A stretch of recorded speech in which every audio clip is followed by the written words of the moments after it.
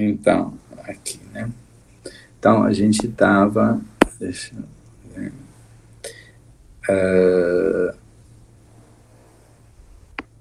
Perfeito. Então, o que eu queria fazer hoje é terminar de dar algumas noções sobre a função a dois pontos de Weitmann e depois introduzir uma outra classe de funções que é o produto cronológico e fazer a ligação com o chamado propagador de Feynman. E depois eu queria começar a introduzir os férmions, né? Os campos fermiônicos,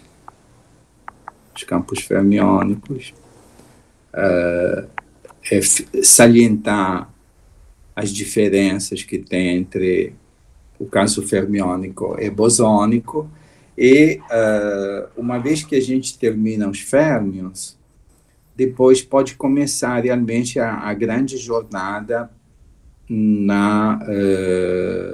no problema do emaranhamento em QFT, e a minha ideia seria fazer primeiro um resumo com alguns exercícios assim interessantes sobre o emaranhamento na mecânica quântica, né? Entender a desigualdade de Bell em vários contextos na mecânica quântica, inclusive apresentar os detalhes da teoria de Tomita Takezaki na mecânica quântica. Lá se consegue construir tudo de uma maneira extremamente explícita, então isso vai nos ajudar muito. E depois, assim, voltar, no caso da teoria quântica de campo, e apresentar alguns resultados. Isso vai ser um longo caminho mesmo. Mas a ideia é essa, né? Então, como a gente viu na última aula, a gente assim nós assim estudamos a função de Weitmann a dois pontos. Se lembram, né? Então, aqui eu tenho FF, FG. Ok. Então, agora, eu queria apresentar assim duas expressões que, no fundo, é a mesma expressão, mas uma é escrita no espaço do momento e outra é escrita no espaço das configurações, para vocês entenderem melhor essa expressão aqui, né? Então, a gente pode calcular esta quantidade de várias formas, e uma forma muito simples é utilizar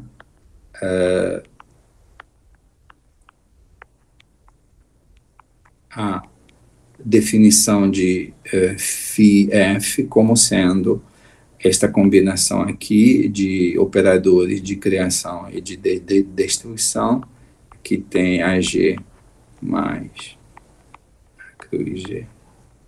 Certo? Então, esse operador aqui vai dar zero, porque ele atua no vácuo aqui. Este operador aqui também vai dar zero, porque atua no vácuo aqui. Então, isso aqui é muito simples, vai dar a F, a cruz de G, certo? Então, isso aqui, agora eu posso descrever isso como sendo o comutador, porque o AF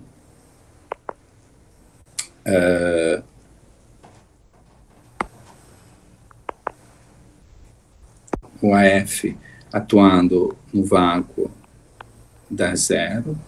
E a gente já viu que esse comutador a gente já estudou em detalhes. Então, esse comutador não é nada mais do que o produto escalar entre F e G, sendo que esse produto escalar é D3P 2π 1 sobre 2 ômega P. E aqui tem FP, GP. Então, a função de Weitmann, a 2 pontos, φg, não é nada mais do que o produto escalar entre as funções testes. Esse aqui é o produto escalar. Agora, eu posso reescrever esse produto escalar é dado no espaço do momento, eu posso reescrever esse produto escalar no espaço das configurações. Como eu faço? Simplesmente vou incluir a transformada de Fourier. Então, aqui vou ter f de x, depois aqui vou ter d3p 2π ao cubo, 1 sobre 2 vezes ômega p, e aqui vou ter exponencial de menos ip x menos y. E aqui vai ter g de y. Ok? E agora, esta quantidade aqui, como tem um exponencial, o exponencial vai ser seno mais, vai ser i seno mais o cosseno. Então, a parte de seno vai me dar a Pauli-Jordan, e a parte de cosseno vai me dar a função simétrica que a gente introduziu na última aula. Então, a função de Weitmann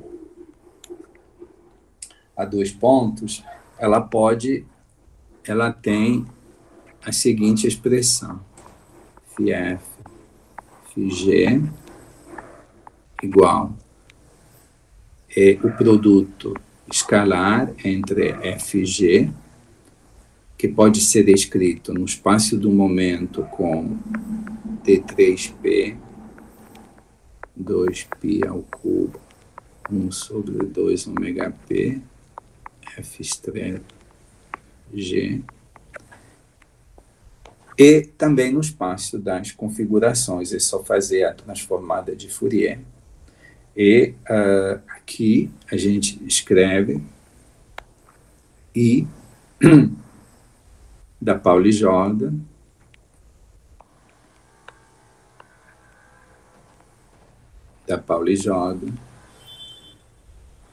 de FG mais a parte simétrica, sendo que a parte simétrica é igual a integral d4x, d4y, f de x, aqui vai ter d3p cosseno de px menos y, 2π ao cubo ômega p, é aqui g de y. Então, essa digamos, uma expressão bem interessante, né? Então, a função a 2 pontos de Weitmann vai me dar o produto escalar entre as funções f e g. Então, este produto escalar eu posso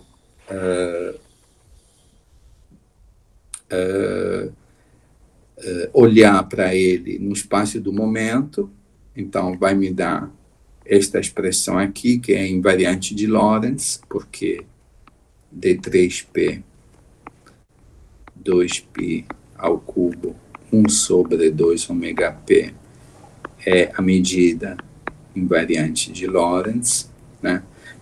E posso também reescrever no espaço das configurações. Enquanto faço isso, vão me aparecer dois termos, né?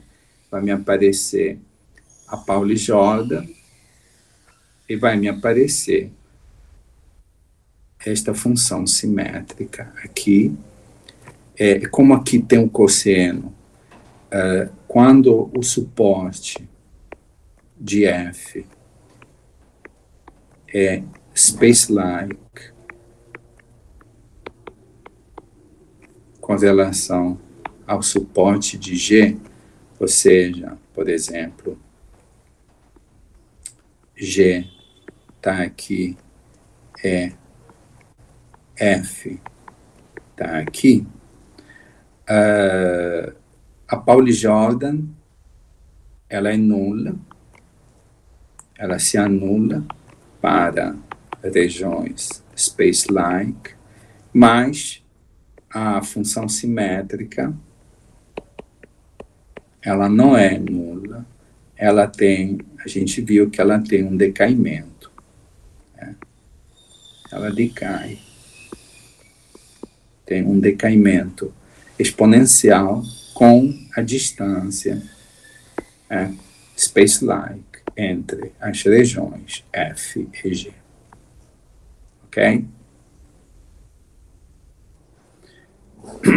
Então, eu vou fazer uma pausa, porque isso aqui é uma expressão importante, e para ver se tem algumas dúvidas, algumas perguntas, para tentar reproduzir isso. Isso, basicamente, foi o cálculo da aula passada, né?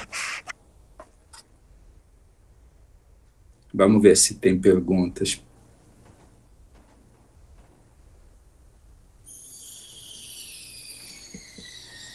Tá tudo ok?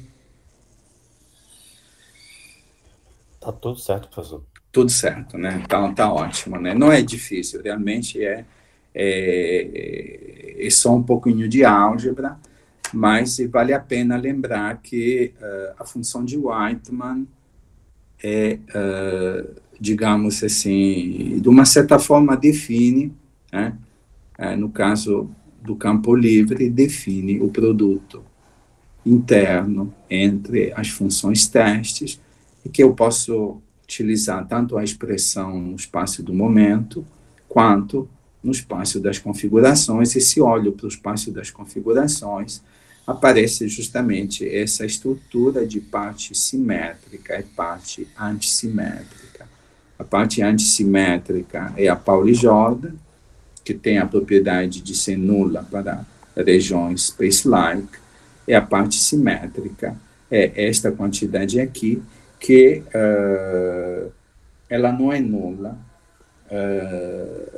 quando a separação é space-like, mas apresenta um decaimento exponencial, chamado também de cluster property.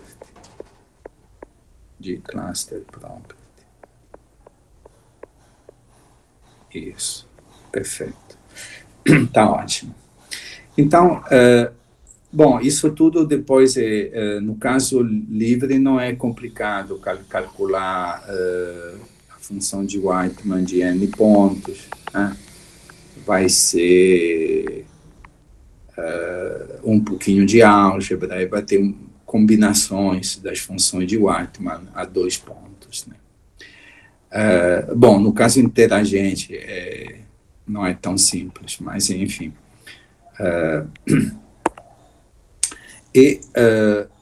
Então, as funções de Weitmann, basicamente, são os valores de... são as funções de correlação no vácuo dos campos, e aqui depois eu faço o smearing com as funções testes.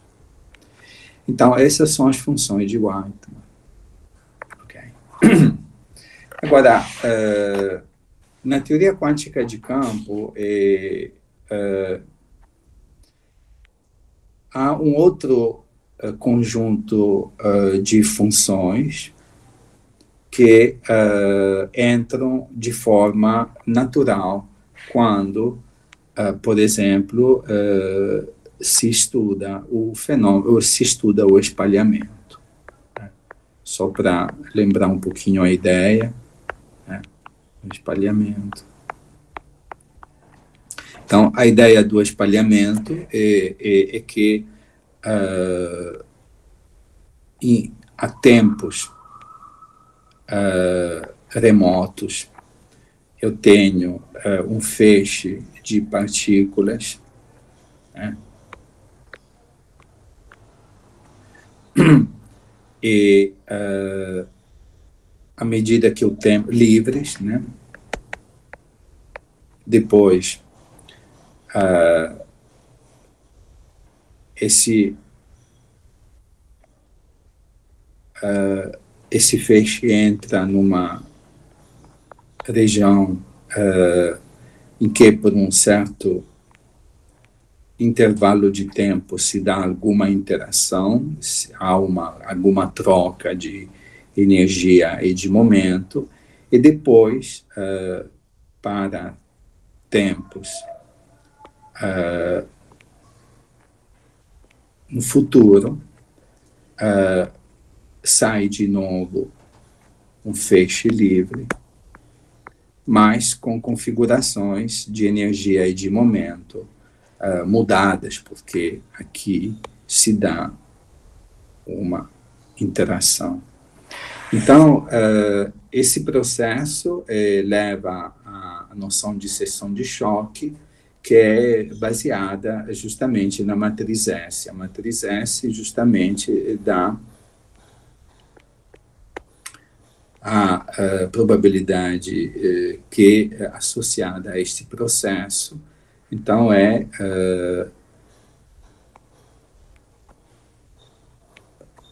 o produto entre o estado inicial e o estado final. Isso aqui é a amplitude de transição. Ok? Então, essa é a ideia básica, e depois há todo um desenvolvimento desta expressão aqui em termos de funções de correlação.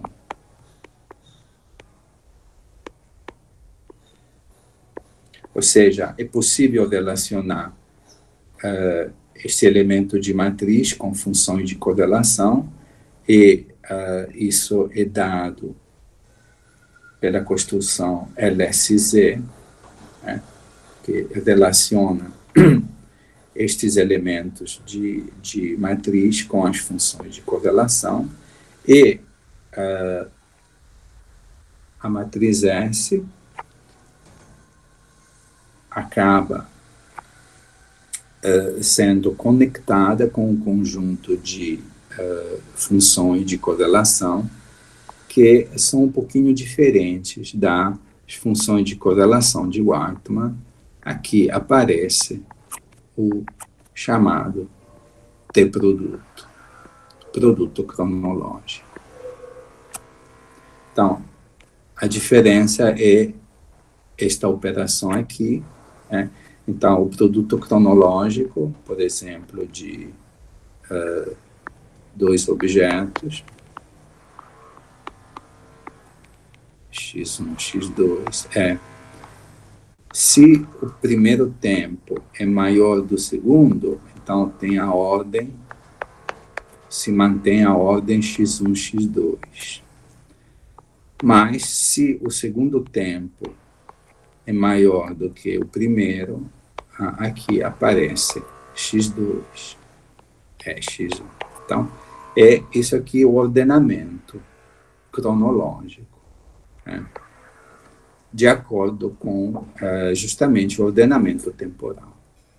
Então, justamente como na teoria de espalhamento eu estou conectando regiões a tempos no passado com regiões a tempos no futuro, não é de se estranhar que apareça esse ordenamento cronológico. Então, por exemplo, assim como fizemos no caso da função de Weitmann, a 2 pontos, a gente pode ter uma noção da função a 2 pontos, ordenada cronologicamente.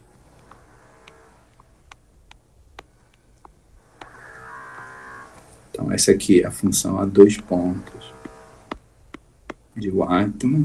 Esse aqui é a função a 2 pontos, ordenada cronologicamente.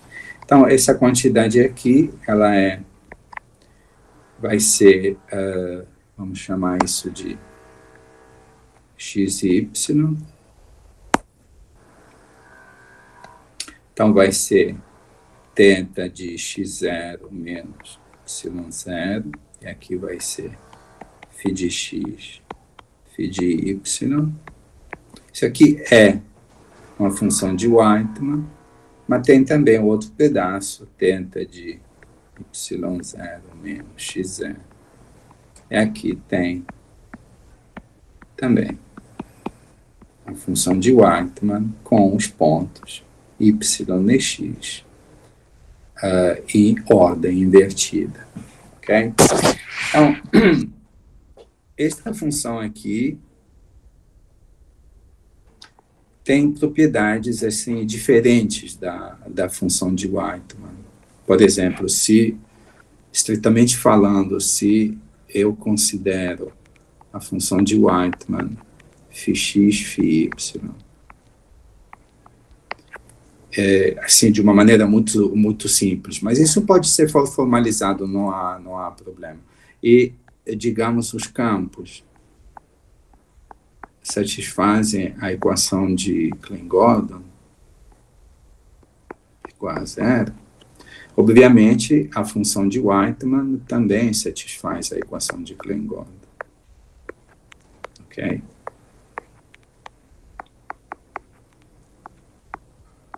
Então, satisfaz a equação de Klein-Gordon. Okay. Mas, quando eu considero o T-produto, quando eu considero o T-produto, então eu tenho T φ de x, φ de y, isso aqui vai me dar θ de x0 menos y0, φ de x, φ de y, mais θ de y0 menos x0, φ de y, φ de x. Quando eu atuo com o operador de onda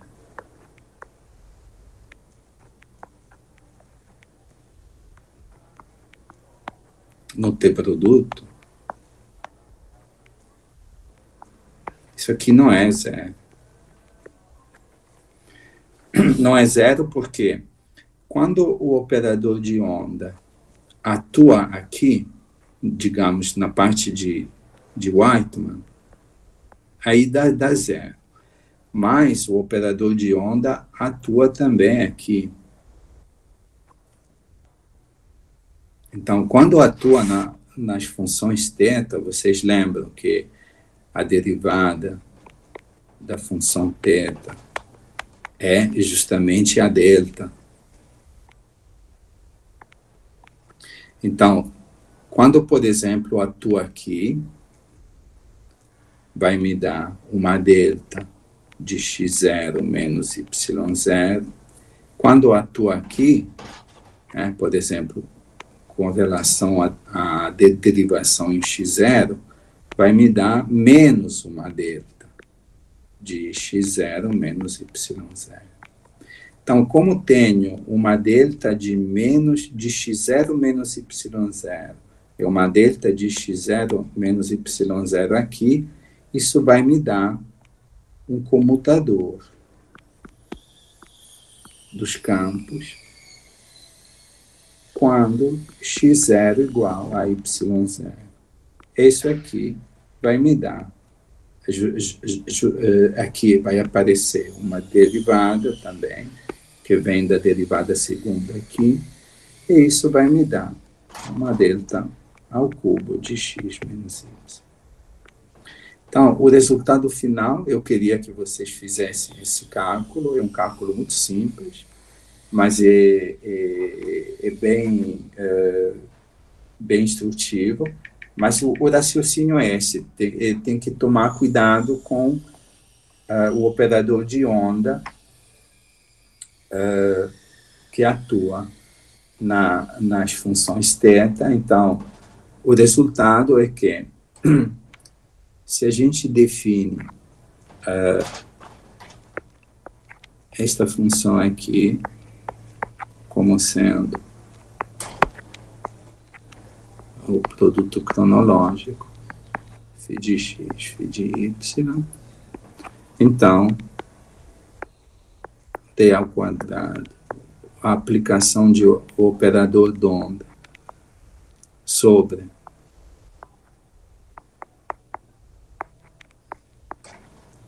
o produto cronológico, isso aqui vai dar menos ΔH4 de x menos y.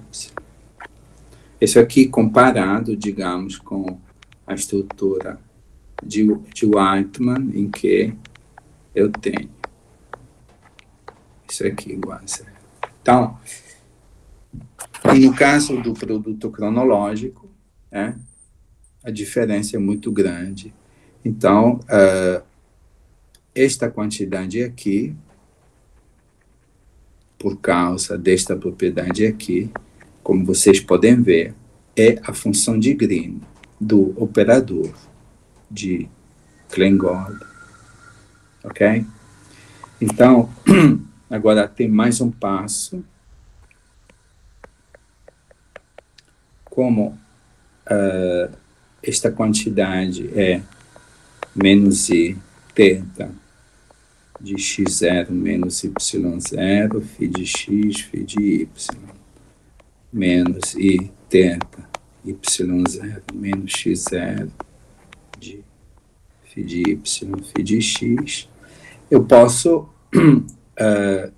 ver o que acontece quando represento esta quantidade no espaço do momento. Então, é só fazer a transformada de Fourier da função θ, por exemplo, θ de t, acho que é 1 sobre e de tal, tal t sobre tal mais i epsilon, né?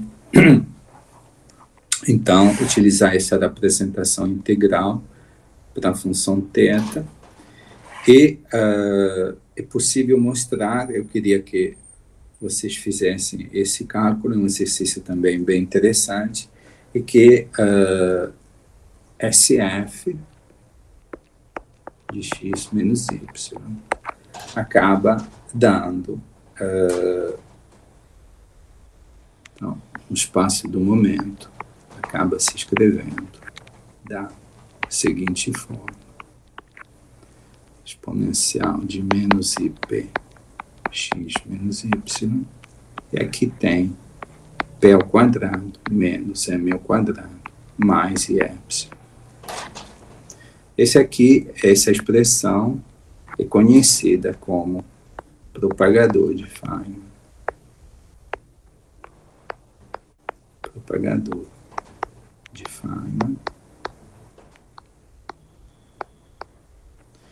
E esse aqui é a chamada prescrição I epsilon de Feynman. Então, a gente tem matriz S, elementos de matriz S, teoria do espalhamento, formalizada via LSZ, e aqui aparece o produto cronológico das funções de correlação. Então, isso é um conjunto de funções diferentes das funções de Weigmann, por causa do produto cronológico, por exemplo, a função a 2 pontos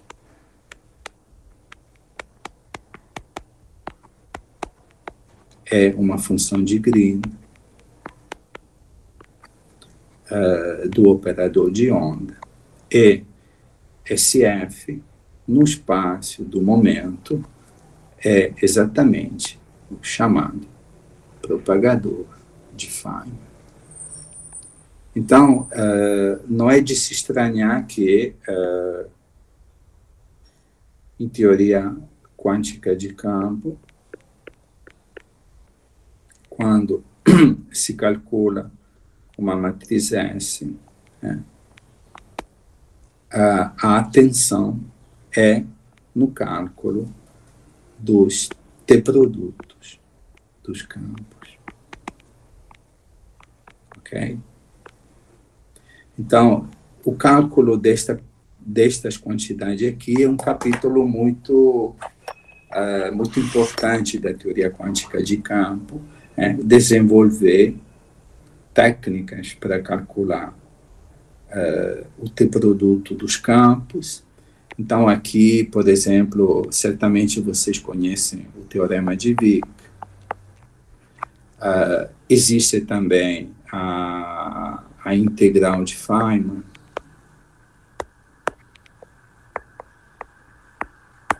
que permite escrever o T-produto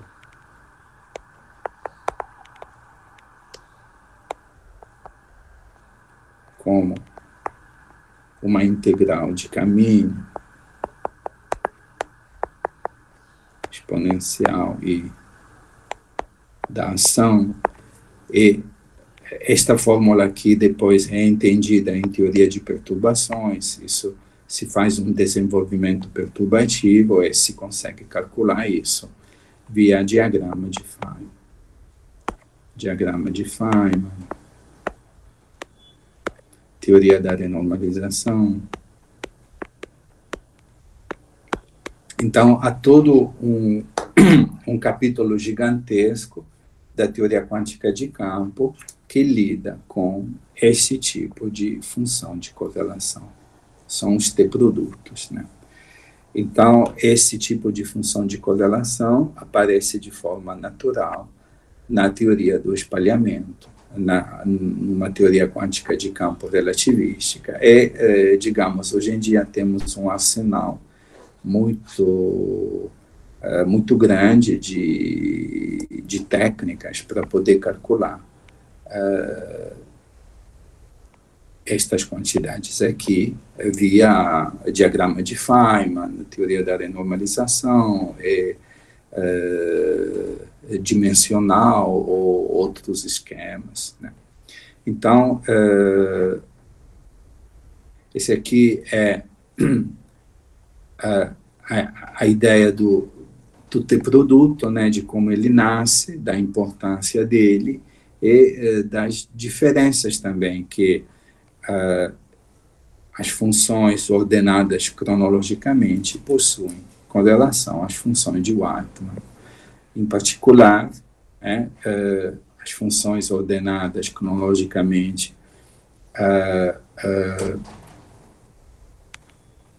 aqui, né, a função a 2 pontos é uma função de Green para a equação de Klein-Gordon. A expressão no espaço do momento é dada pela famosa expressão de Feynman, com a prescrição I epsilon. Obviamente, isso aqui é Lorentz invariante, aqui tem a medida Lorentz invariante, por aí vai. eu só queria terminar com a expressão explícita do propagador de Feynman. Isso aqui é o propagador de Feynman no espaço do momento, né? Todo mundo conhece essa expressão aqui. Se a gente olha para o propagador de Feynman no espaço das configurações, ele é um objeto bastante complexo. Então, aqui tem 1 sobre 4π, que tem x menos y ao quadrado. Isso aqui é uma singularidade no côno de luz. Depois, m, função θ, x menos y ao quadrado, 8π x menos y ao quadrado. Aqui aparece, tem uma função de Bessel J1 de argumento x menos y. Isso aqui são funções especiais. Aqui aparece a função de Neumann de ordem 1, também de argumento x menos y ao quadrado. Então, essa aqui é a parte de côno de luz. É a parte de singularidade quando eu estou no côno de luz. Isso aqui é a parte time-like. Ou seja, quando o x menos y ao quadrado é positivo, time-like, o propagador de Feynman tem essa contribuição aqui, e depois tem também uma parte space-like, né? θ de x menos y ao quadrado, 4π ao quadrado, menos x menos y ao quadrado. E aqui tem também a função de Bessel generalizada. E aqui é menos x menos y ao quadrado. Isso aqui tem um menos aqui. Então, essa parte aqui é a parte space-like. Ou seja, ela é não nula, né? Então, por separações de côno de luz, o propagador de Feynman tem uma singularidade tipo delta. Depois, por separação space-like, time-like, dada por uma combinação J1 menos IN1. E depois ela também é não nula por separação space-like, né? Que é dada por esta expressão aqui. E justamente aqui a gente, K1, quando a separação space-like é muito grande, isso aqui se comporta justamente como exponencial de menos zero. Isso aqui é a distância space-like. A gente recupera a cluster property. A cluster property. Ok? Então, de fato, não é simples trabalhar com o propagador de Feynman no espaço das configurações, uma expressão bastante complexa. E, no entanto, se a gente olha para o propagador de Feynman no espaço do momento, a expressão é muito mais simplificada por causa dessa estrutura aqui. E aqui aparecem os polos, né? Tem um polo aqui, um polo aqui. Então, não, tem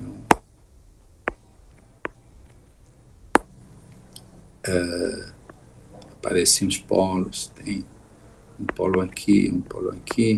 Então, a gente pode fazer a chamada rotação de Wick, né? Em que faz um contorno, em que não contém os polos.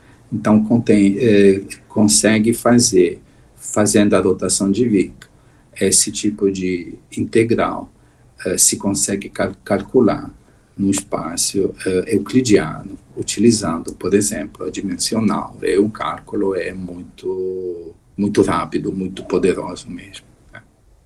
Ok?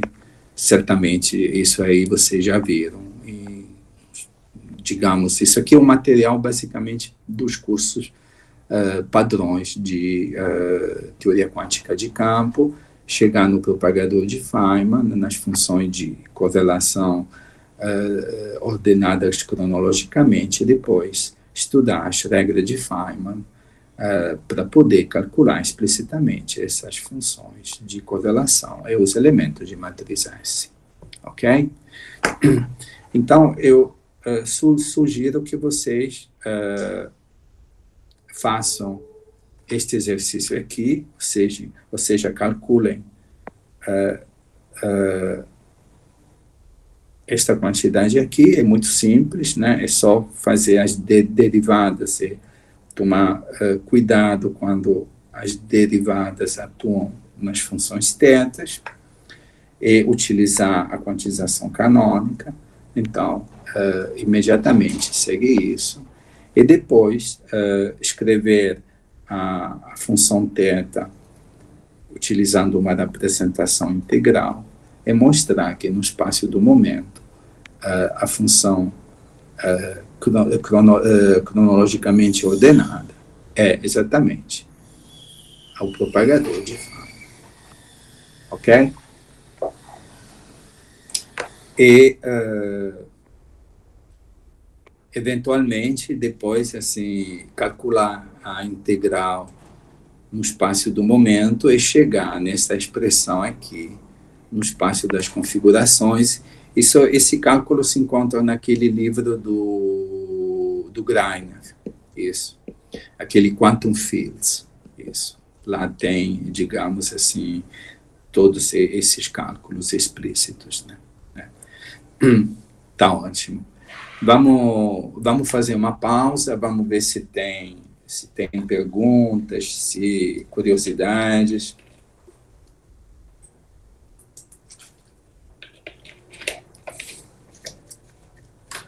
Dúvidas.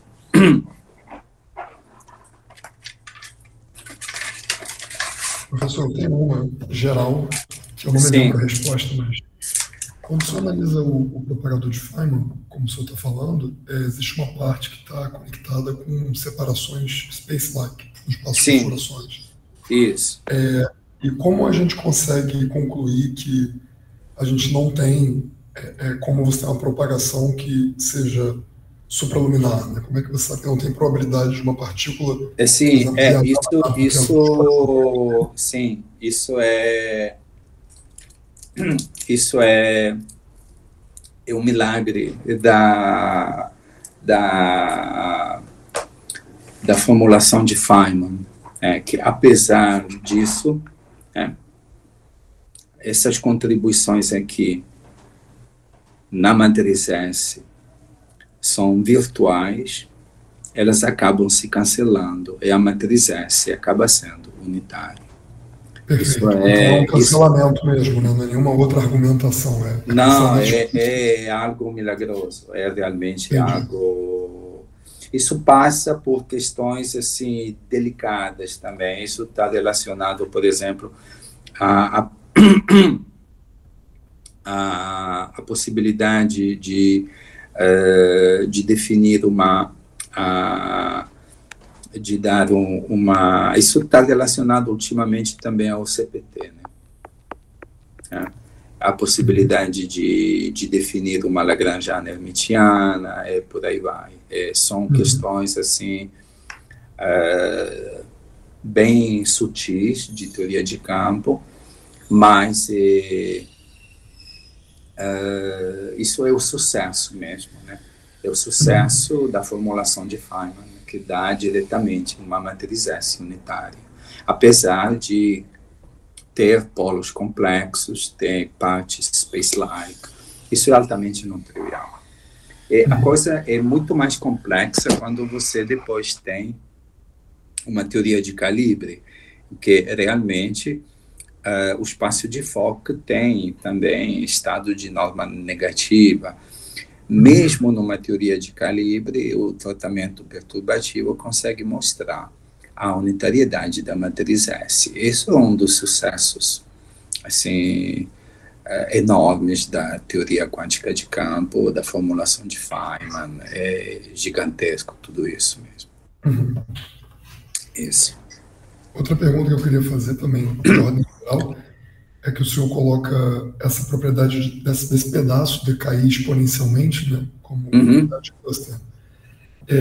Uma outra asserção que a gente costuma ver em teoria de campos é o princípio de decomposição em clusters, sim, está baseado nisso. Baseado na mesma ideia, né? Sim, está baseado nisso, porque isso aqui se generaliza, né?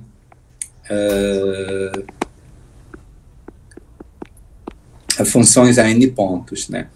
Então, se você pega, por exemplo, os primeiros m pontos e você faz um shift space-like desses pontos e deixa, a partir de m mais 1, deixa o resto, isso aqui se fatora em m, é basicamente m mais 1, justamente por causa desses decaimentos aqui. Entendi. Basicamente isso. Essa é a matriz S é uma consequência dessa propriedade de clustering que tem, né? Isso. Entendi. Aí eu queria te fazer uma outra pergunta, essa agora mais sutil. Essa propriedade de fatoração da matriz S, devido à decomposição em clusters, ela não admite como possibilidade os estados assintóticos serem emaranhados, né? Ela pressupõe que os estados assintóticos que o senhor definiu, in, out, ou pelo menos os in que estão entrando, eles não são emaranhados. Porque eu fico me perguntando, se você conseguisse, de alguma forma, pegar barra de fótons emaranhados, por exemplo, separar eles, não tem como separar space-like se fosse um processo físico. Acho que minha pergunta não faz sentido, não é conseguir fazer o que eu estou propondo. A ideia mesmo... A ideia mesmo de matriz S, você pode visualizar assim, né? Por exemplo, digamos, um elétron que entra numa região em que tem um potencial, né? Aí, digamos, ele tem um certo momento, depois ele muda do momento, e você calcula justamente essa amplitude de transição, né? É a seção de choque associada, né? É isso mesmo. O que eu quero dizer é o seguinte, eu não estou conseguindo formular de forma mais precisa, mas suponha que o senhor tivesse um par de partículas emaranhadas, e o senhor separa elas e decide que em tal horário vocês vão fazer o mesmo experimento. Então, elas estando suficientemente separadas, a gente esperaria que as matrizes S referentes aos processos de uma e de outra fatorassem. Só que se elas são emaranhadas, eu esperaria, por outro lado, que houvesse uma correlação entre os resultados. Mas de fato a correlação tem, só que a correlação ela sempre decai exponencialmente. Entendi. Então, mesmo havendo, a gente pode ignorar porque ela vai cair muito rápido com essa distância? Ela vai cair muito rápido. Digamos assim,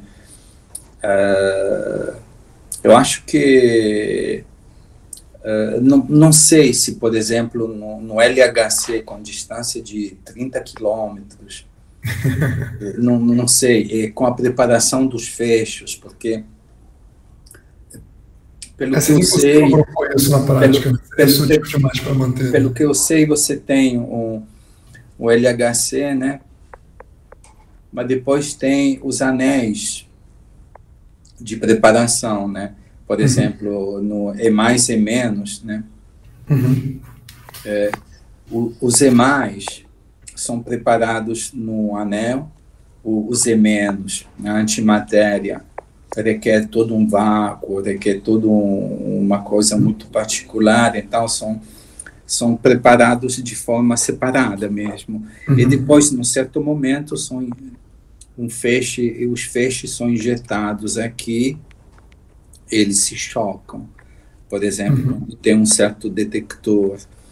Então, acho que essa questão de preparar fótons emaranhados e depois, assim, eu acho que isso recai mais num experimento de ótica.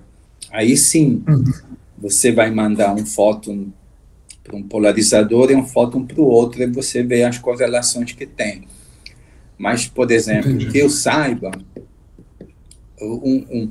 o experimento típico do Zeilinger com feixe de fótons emaranhados, que foi feito lá no subsolo do Palácio Imperial de Viena, o laboratório tinha um comprimento de 50 metros.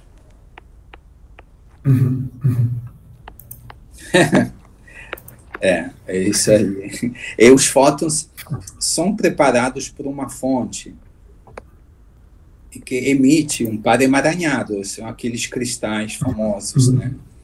Então, eu acho que é uma questão interessante, eu não saberia muito bem responder a isso, mas eu acho que tem que se levar em conta a preparação dos estados, né? Entendi, perfeito. Isso. Obrigado, professor. Isso. Muito bom. Mais perguntas?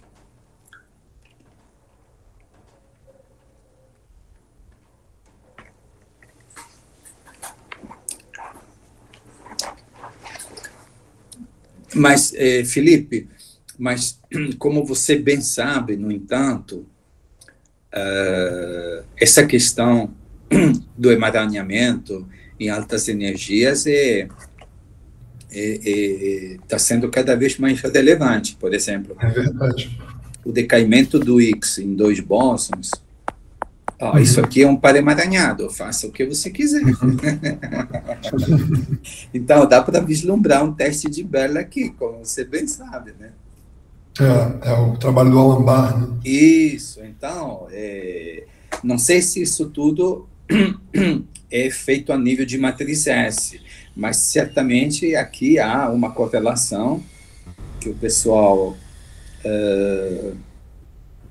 estudou, e há teste de Bell que são feitos em cima desse decaimento, claro. Eu acho que nesse caso particular eles falam de spin, né?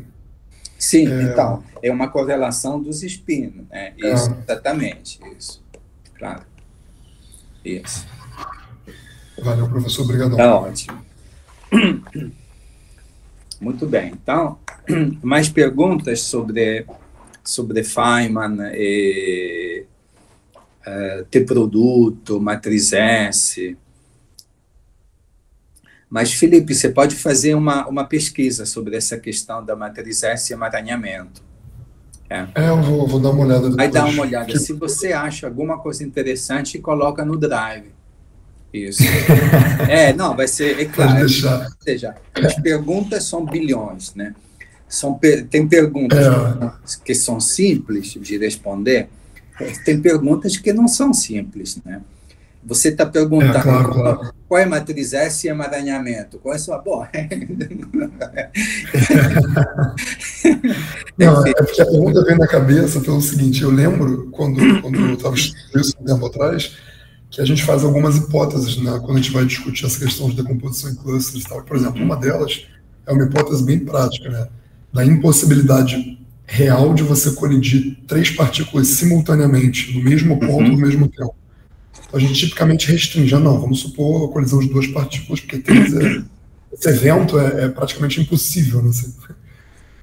E outra delas que eu lembro era isso, você ter essa questão da separação, e eu acho que havia alguma coisa, no Weinberg comenta alguma coisa sobre não estar considerando estados emaranhados. O colega meu ressaltou esse ponto, João Paulo. Pois é. Por outro lado... Eu falei, caraca, e se conseguisse, né? Mas deve ser quase impossível também, né? Mas se conseguisse, será que ia ter uma fatoração? Porque essa é uma propriedade no coração da teoria de campos, né? A decomposição em clusters. Então... Sim, bom, certamente você vai ter que, como você está falando de matriz S, a hipótese é que existam estados assim, assintóticos, isso com certeza. Então, mas dá uma pesquisada assim. Eu vou dar uma procurada depois, se eu acho. Tá ótimo. Muito bem.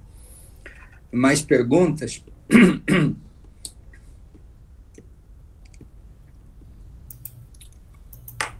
Não, então, vamos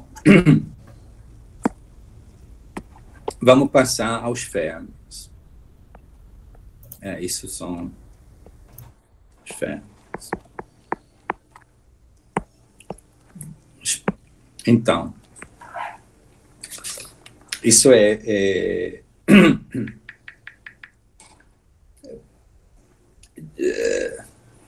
de uma certa forma,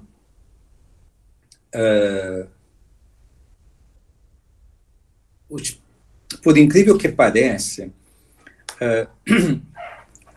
a nível de teste de Bell, os férmions, em princípio, são mais tractáveis, mais simples do que os bósons. Enfim, a gente vai...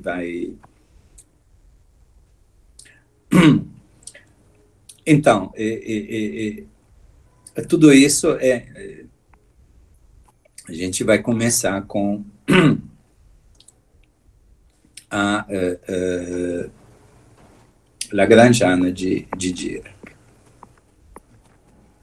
Isso aqui, dmi, psi, menos, m, psi, psi. Então, esse aqui, a Lagrangiana de Dirac, psi, um campo espinorial, um campo fermiônico, as matrizes gama,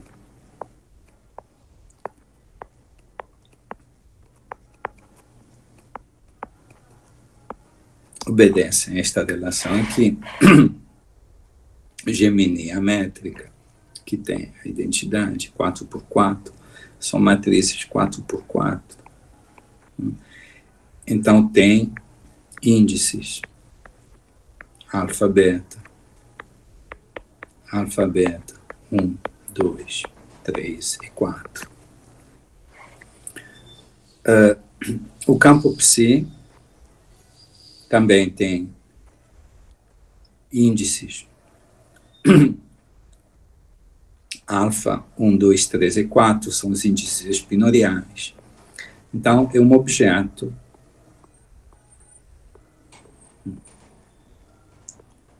chamado de espinol de Dirac. E cada psi-alfa é complexo.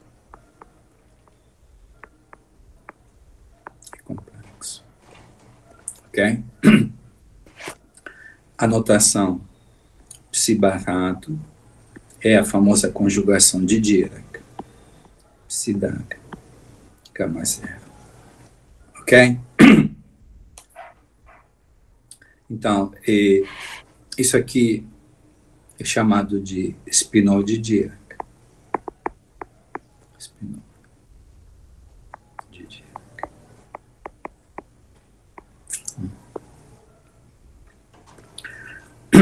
E a equação de Dirac descreve partículas com spin 1,5. Com relação a Poincaré, temos, assim, no caso do campo escalar, a gente fazia a transformação de Poincaré. Então, aqui havia. No caso dos campos espinoriais, a gente tem uma. Então, aqui aparece uma S lambda, e aqui tem a transformação, sendo que S lambda é exponencial de menos I sobre 2 omega mini. Isso aqui são os parâmetros da transformação de Lorentz. E aqui aparece o comutador das matrizes de Dirac. Ok? Então, isso aqui tem índices alfa, beta. Isso aqui tem índices alfa, beta. Isso aqui, índice alfa, beta. Isso aqui, beta. Então, isso é a transformação de Poincaré. E, se a gente olha para a equação de Dirac, ela E menos M. Aqui tem psi igual a zero, ou seja, isso aqui é a equação de Dirac. Se eu multiplico agora por I gama mi mais M, eu utilizo a relação de anticomutação das matrizes gama, eu vou obter que cada componente do espinor de Dirac satisfaz a equação de Klein-Gordon. Portanto, há uma expansão em ondas planas. Então, a expansão em ondas planas do campo de Dirac é um pouco mais complexa, né? Mas certamente vocês devem ter visto um ótimo livro, qualquer livro de teoria de campo tem isso, tem vários capítulos sobre isso. Então, aqui temos, digamos, eu uso a convenção do Isaacson-Hilbert. Então, a expansão em ondas planas. Aqui tem M sobre ômega de K, né? Aqui tem a medida invariante, e depois tem um somatório em alfa, de 1 a 2. Isso aqui são as duas polarizações, π para cima e π para baixo. Aqui tem B alfa de K, depois tem o alfa de K, aqui são as frequências positivas, e depois tem as frequências negativas, exponencial de kx. Esses aqui são os operadores de criação e de destruição dos elétrons, os B's, e os D's são os operadores de criação e de destruição dos pósitrons, né? A equação de Dirac prevê também a existência de antipartículas, neste caso, com carga oposta. E essas quantidades, o alfa e V alfa, são chamados pinores de Dirac, que obedecem às seguintes propriedades. O alfa de K, o beta, isso aqui é delta alfa beta, o alfa de K, o beta de K, e menos delta alfa beta, são as condições de normalização. Depois, U de K com V dá zero, V de alfa, U de beta de K dá zero, e depois K/ menos M de U igual a zero, K/ mais M de V igual a zero. E aqui temos os projetores, ou seja, o alfa de K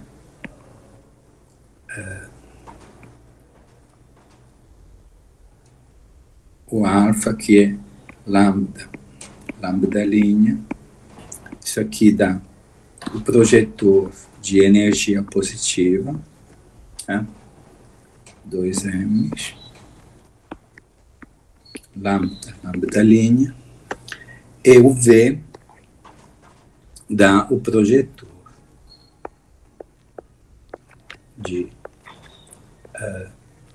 energia negativa. K menos M dividido 2 M's lambda linha. Então, essa é a expansão em ondas planas do campo de Dirac. Vocês lembram, né? Dúvidas com relação a isso? Isso é apenas uma notação, né? Esse aqui são os espinores de Dirac, U e V, e B e D são os operadores de criação e de aniquilação dos elétrons e dos pósitrons. E a quantização do campo de Dirac se dá através de regras de anticomutação, ou seja, B alfa de K, B cruz de beta, é o anticomutador. Isso aqui dá delta ao cubo de K menos Q, delta alfa beta, e isso aqui dá D alfa de K, D cruz beta de Q, igual 2π ao cubo ômega de K sobre M, delta ao cubo K menos Q, delta alfa beta. Os outros comutadores são nulos, e isso leva a psi alfa Tx, psi beta Ty, né? Relação de anticomutação, chamados também de anti-canonical, anti-commutation relation, CAR. Isso aqui, igual, delta alfa, delta 3, x menos y. Ok? Isso é a quantização canônica. O resumo do resumo da quantização canônica que se encontra em qualquer livro, praticamente, de teoria quântica de campo. Ok? Ao fazer uma pequena pausa, né? Acho que isso é só para relembrar as notações, ok? Vamos ver se tem alguma dúvida, alguma pergunta.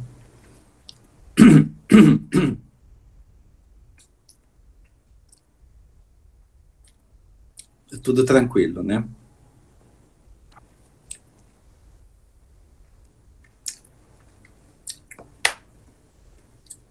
Alguma dúvida aqui?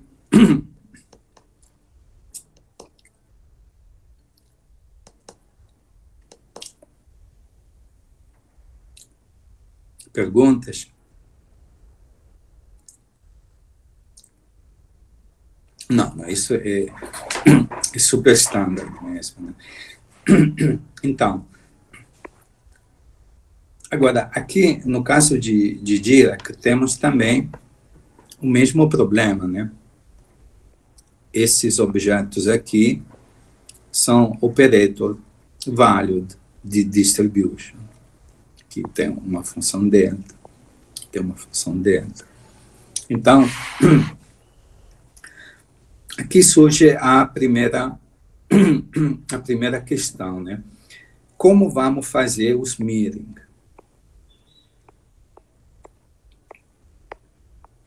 Como vamos fazer os mirroring dos campos fermiônicos?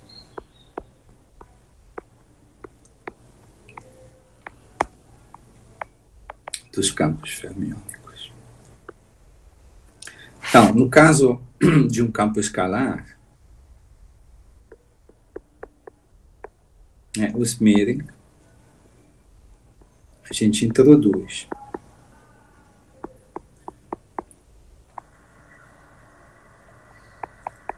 uma função SR4.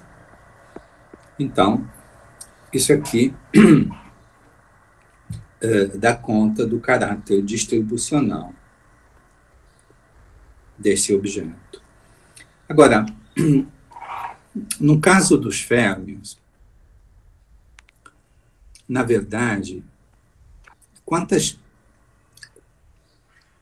objetos um férmion contém? Ele contém 8 objetos. 8 objetos. Porque alfa vai de 1 a 4 e cada componente é complexa. Portanto, basicamente, eu tenho que fazer o smearing de 8 campos.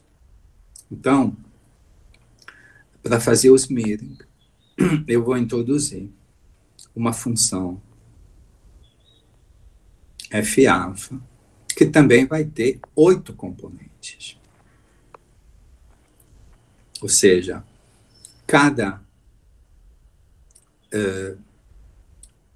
componente do meu spinor é um objeto, esse objeto vai ter que ser tratado como um operator value distribution. Então, eu tenho que introduzir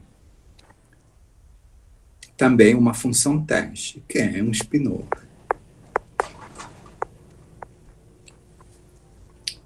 Por tratar-se de uma função teste, vai ser um objeto que comuta. É uma função teste, não é um operador.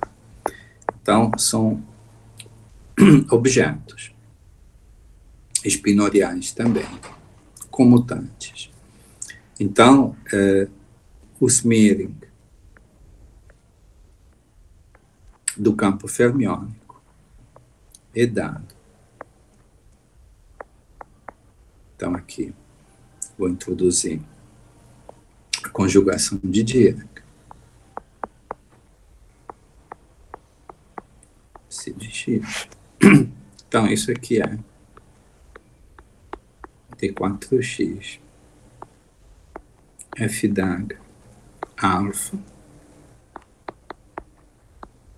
gama zero alfa beta psi beta de X. Então, beta vai de 1 a 4 e aqui também de 1 a 4. Esse aqui é um spinor em SR4, ou seja, uma função teste com índices spinoriais. E todas as componentes pertencem a SR4. Aí eu posso introduzir também o complexo conjugado. Isso aqui vai ser D4X psi de X F de X. Então, esse é o smearing CF dos campos fermiônicos F de X psi de X psi da F igual a D4X psi de X F de X. Ok? Vamos ver, tem dúvidas sobre este ponto? Perguntas? Tudo ok?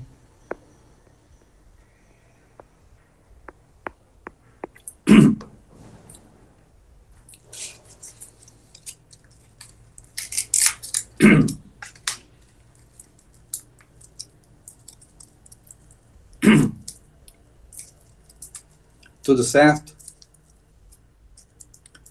Tem alguma pergunta? Não, né? Então, agora, antes de continuar, vamos voltar à mecânica quântica. E vamos, como fizemos no caso do oscilador bosônico, vamos ver o caso de um oscilador fermiônico.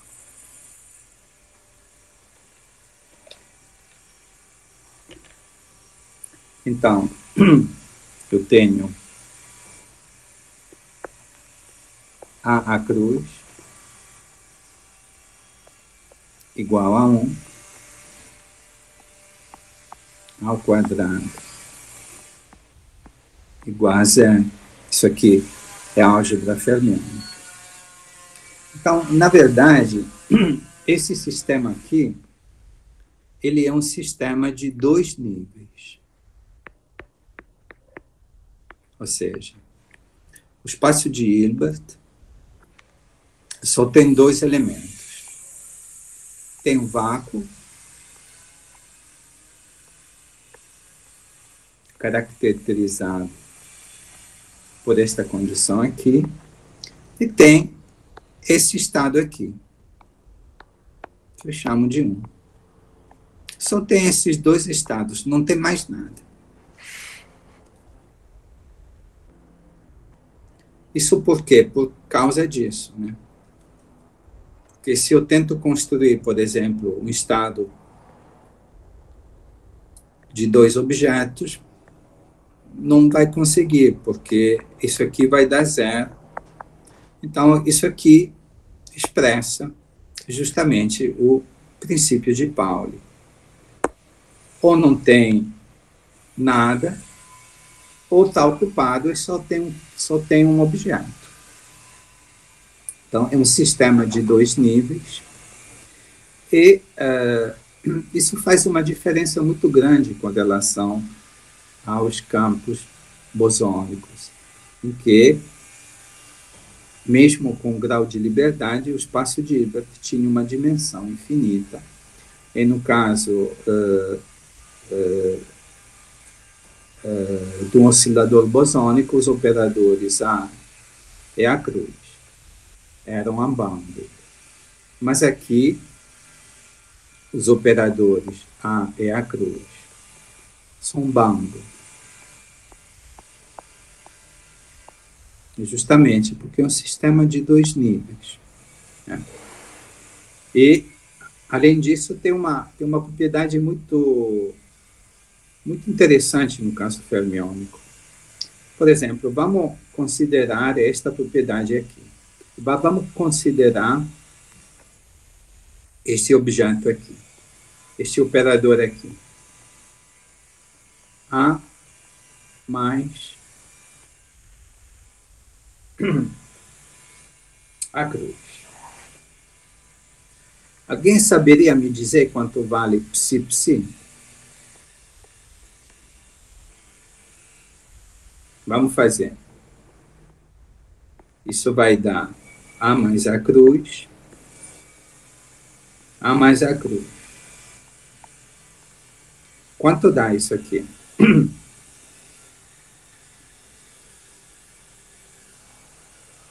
Agora dá para fazer, né?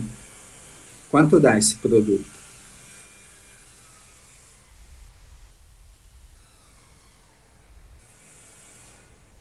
Quanto dá isso com isso?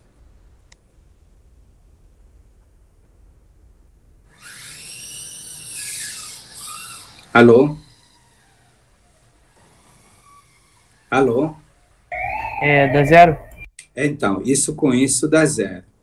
Então, eu vou ter A cruz, que é isso com isso.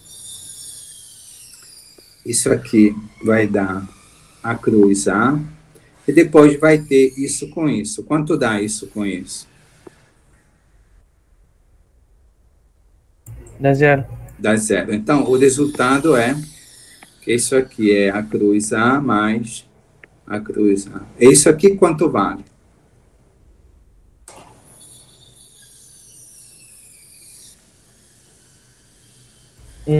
Vale 1. Vale 1. Então, é isso que eu estava falando para vocês. No caso fermiônico, é muito diferente do caso bosônico. Temos objetos bounded. Esse é uma propriedade extremamente interessante dos casos fermiônicos. Um operador desse tipo é chamado de operador dicotômico.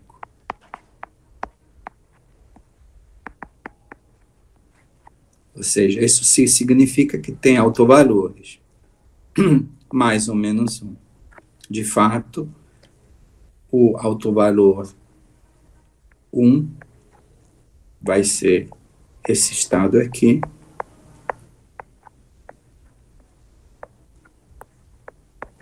Isso vai dar 0 mais 1. E ao autovalor menos vai ser esse estado aqui. Menos 0 menos 1 sobre 10 de 2. Isso é muito simples de verificar, né? Porque eu tenho A mais a cruz, que atua em 0 mais 1, é aqui, de 10 de 2. Então, quando A atua no vácuo, dá 0. Quando A atua no 1, dá 0. Quando a cruz atua no vácuo, dá 1. Quando a cruz atua aqui, dá 0. Então, isso aqui vai dar exatamente isso aqui. A mesma coisa aqui. Então, obviamente, no caso bosônico, não é tão simples construir um objeto dicotômico. Então, os objetos dicotômicos vão desempenhar um papel muito importante na desigualdade de Bell, porque ele justamente corresponde a medidas, tipo sim ou não, mais ou menos 1, ok? Então, no caso fermiônico, a construção de operadores dicotômicos é, digamos, bem mais simples do que no caso bosônico. Então, esse simples exercício de mecânica quântica, ele mostra todas as particularidades dos objetos fermiônicos enquanto objetos bounded, né?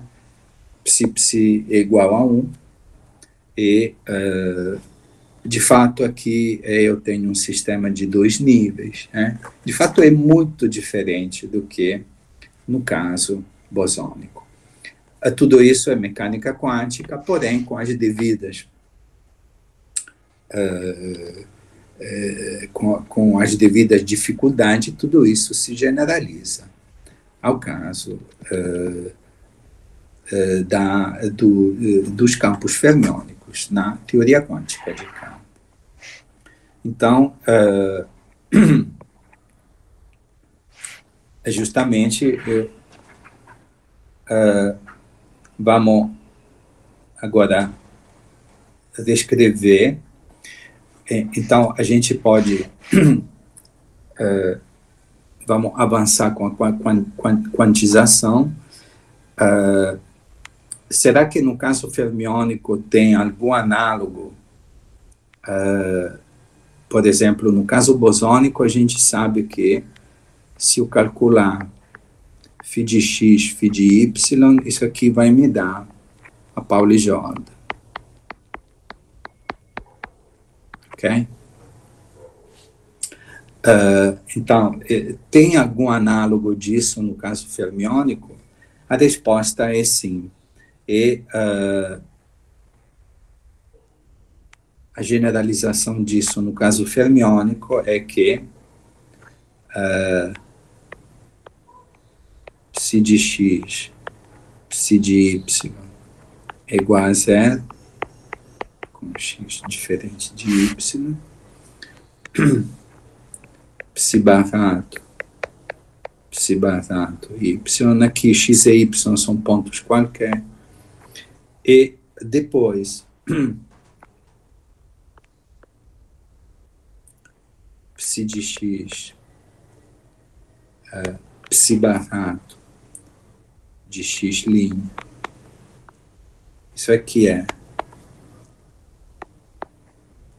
I d slash x mais m pela Pauli de roda x menos x'. Então, isso aqui é a generalização, no caso fermiônico, desta relação de comutação aqui. Então, os campos bosônicos comutam quando o intervalo é space-like, e os campos fermiônicos, o anticomutador dos campos fermiônicos de psi com psi barato também é zero quando x menos x' é space-like. Ok? Então, como fizemos no caso do campo bosônico, a gente escreveu φ de f como sendo AF mais a cruz F, sendo que AF é D3P 2π ao cubo 1 sobre 2 ômega P, que tem F d'H de P A de P. A gente pode fazer a mesma coisa no caso dos campos fermiônicos. Então, fazendo isso, no caso dos campos fermiônicos, né, a gente escreve o campo fermiônico Smith como sendo BF mais D cruz F, sendo que BF é D3K sobre 2π cubo. Aqui tem M ômega de K. Aqui, somatório sobre as polarizações. Aqui tem a transformada de Fourier da função teste, Spinor de Dirac, B alfa de K. E D cruz F vai ser D3K 2π cubo M ômega de K somatório alfa de 1 a 2. Aqui temos F de menos K, B alfa de K, D cruz alfa de K. Então, esse é um análogo fermiônico deste caso aqui. Ok? Muito bem. Então, eu agora daria alguns exercícios para a próxima vez. Na próxima aula a gente vai recuperar, vai ver de novo, abrindo um pouco mais os cálculos, né? Então, mas eu queria que vocês já fizessem alguns exercícios para poder se acostumar com o caso fermiônico. Então, a gente tem os operadores BF, tem complexo conjugado, tem o operador DF, tem complexo conjugado. Então, calcular quanto vale BF B cruz G, quanto vale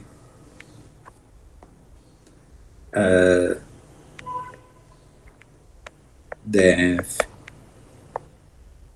D cruz G,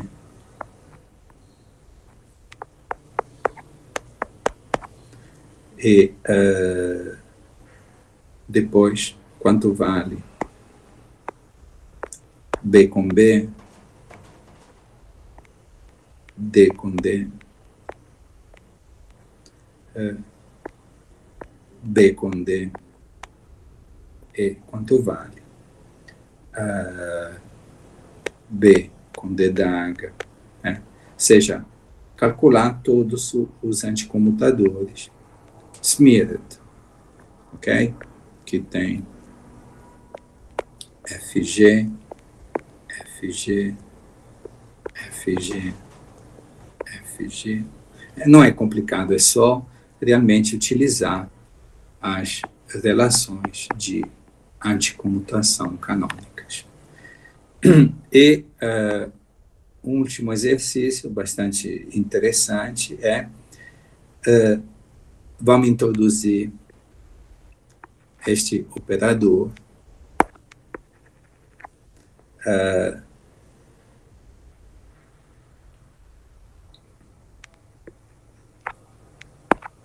AF. Então, vou introduzir o operador 1 sobre raiz de 2 psi-F mais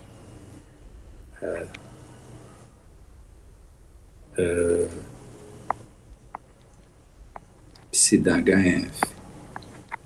Isso aqui é 1 sobre raiz de 2 BF mais B da HF mais DF mais D da HF. Então, calcular AF. Quanto vale? Isso aqui vai ser o análogo do cálculo que fizemos na mecânica quântica, em que psi igual a 1, com psi igual a mais a cruz. Então, obviamente, esta quantidade é hermitiana, como vocês podem ver aqui. Então, calcular esta quantidade aqui e discutir o caráter dicotômico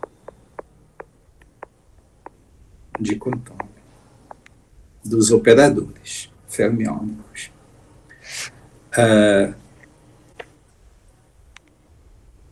As funções de Weitmann,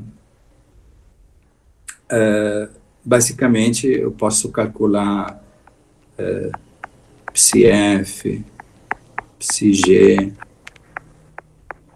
psi-F, psi da HG, psi-F, psi da HG. Isso sempre componentes. Posso calcular essas quantidades, ver o que dá. Isso seriam as funções de Weitmann, no caso fermiônico. Então, eu vamos dedicar mais uma aula aos campos fermiônicos, mas eu não queria fazer todos esses cálculos, queria que vocês já começassem um pouquinho, porque aí vocês vão se acostumando com o dicionário fermiônico, né?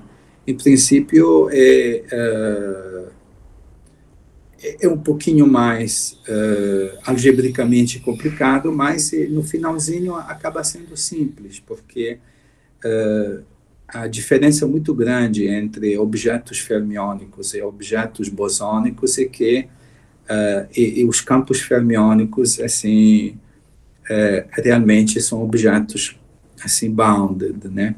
E, então, isso leva a uma por exemplo, na hora de fazer um teste da desigualdade de Bell, é uma coisa que simplifica muito a vida mesmo.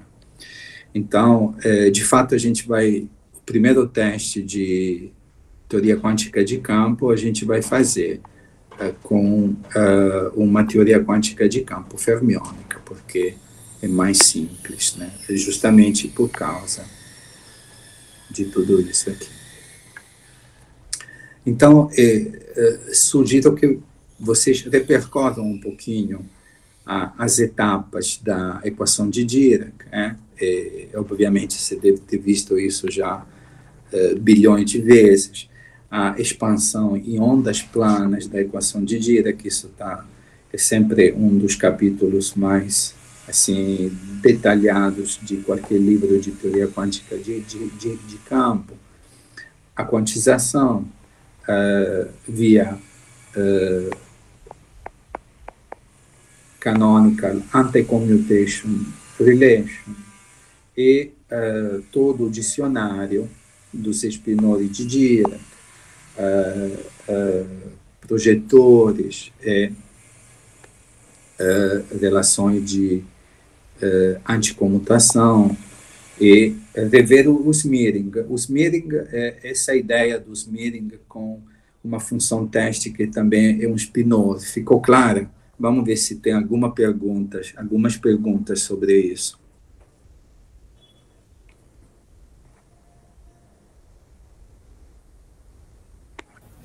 Eu acho que ficou bem claro. Acho que agora é mais questão de fazer exercício mesmo, né? Sim, sim. Em particular, eu recomendo muito este exercício aqui. Bom, a mecânica quântica é muito simples, né? Isso é até muito agradável de ver como esse operador aqui, de fato, isso é uma coisa muito relacionada justamente ao caráter fermiônico. É só álgebra, aqui é álgebra mesmo, né? E canonical anti-commutation relation.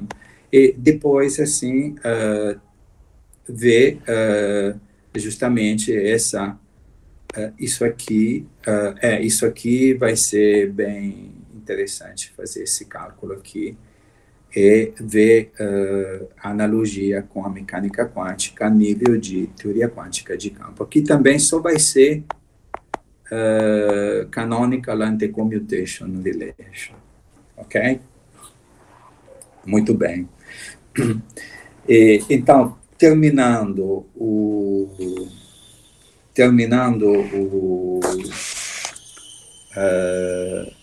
o caso fermiônico, a gente pode começar um pouquinho com a questão do emaranhamento e vamos começar revendo um pouquinho alguns conceitos de emaranhamento, fazendo alguns exercícios, algum teste de Bell bastante simples na mecânica quântica, tanto com o espaço de Hilbert finito-dimensional quanto com o espaço de Hilbert infinito-dimensional, e vamos depois fazer a construção de Tomita Takezaki, no caso da mecânica quântica, e depois a gente vai começar a entender o emaranhamento na teoria quântica de campo. Eu vou usar como medidor do emaranhamento a desigualdade de Bell, porque usar a entropia é algo não é tão simples, né? Porque, digamos, como vocês sabem, por exemplo, na mecânica quântica, né, se vocês têm um estado definido por uma certa matriz de densidade, por exemplo, sobre um espaço de Hilbert de dimensão D, né? Então, por exemplo, tem várias entropias. Digamos que o espaço de Hilbert seja um sistema bipartido. Então, aqui tem, digamos que esses aqui tenham a mesma dimensão, né? D e D. Né? Então, a gente, por exemplo, o estudo do emaranhamento é feito via alguns medidores. Por exemplo, tem a famosa entropia de von Neumann, que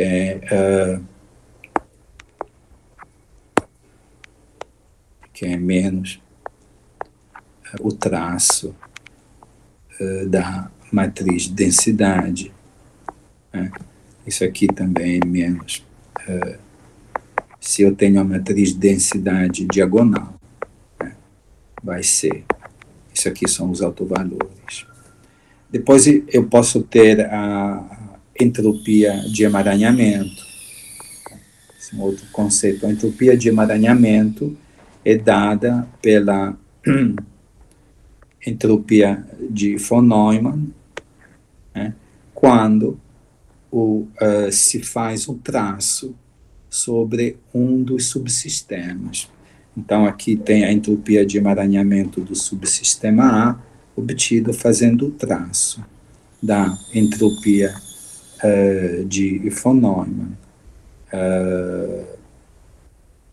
Aqui é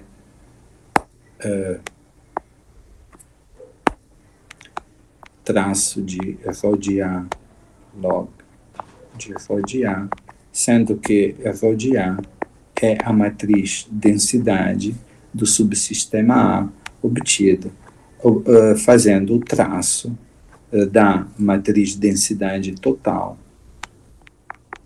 sobre o subsistema B. E depois se calcula a entropia associada a FO de A. Essa aqui é chamada de entropia de emaranhamento.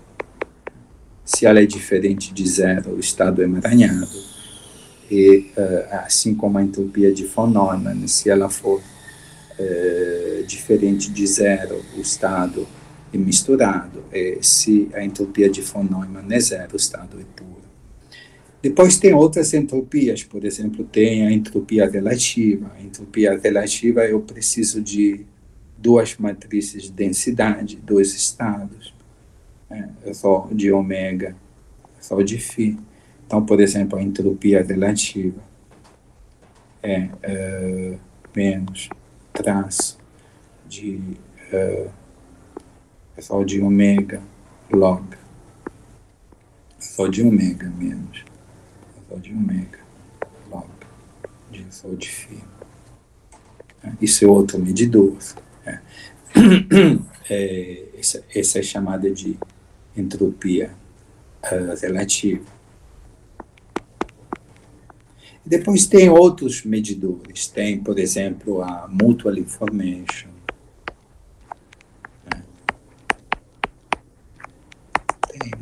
Tem também um teste de Bell. Teste de Bell. Via desigualdade de Bell. Se a desigualdade de Bell é violada,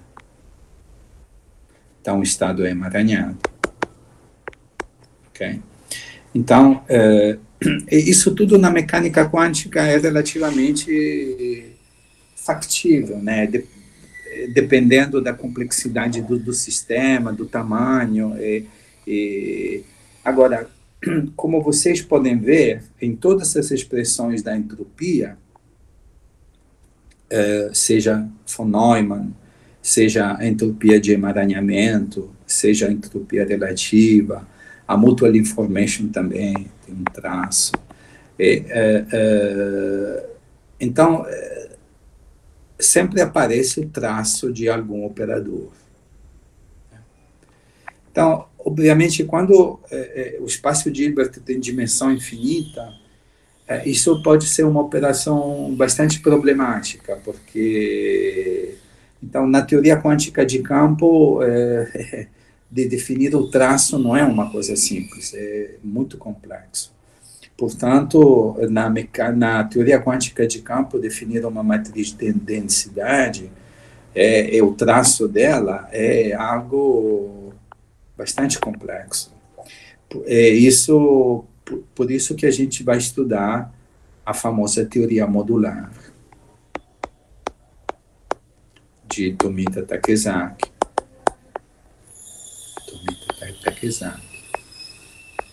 Que permite, digamos, fazer uma conexão com a matriz densidade, mesmo quando, digamos, assim, o traço desses objetos não tem, mas o operador de Tomita Takezaki está lá. Então, isso vai ser uma coisa interessante de se saber.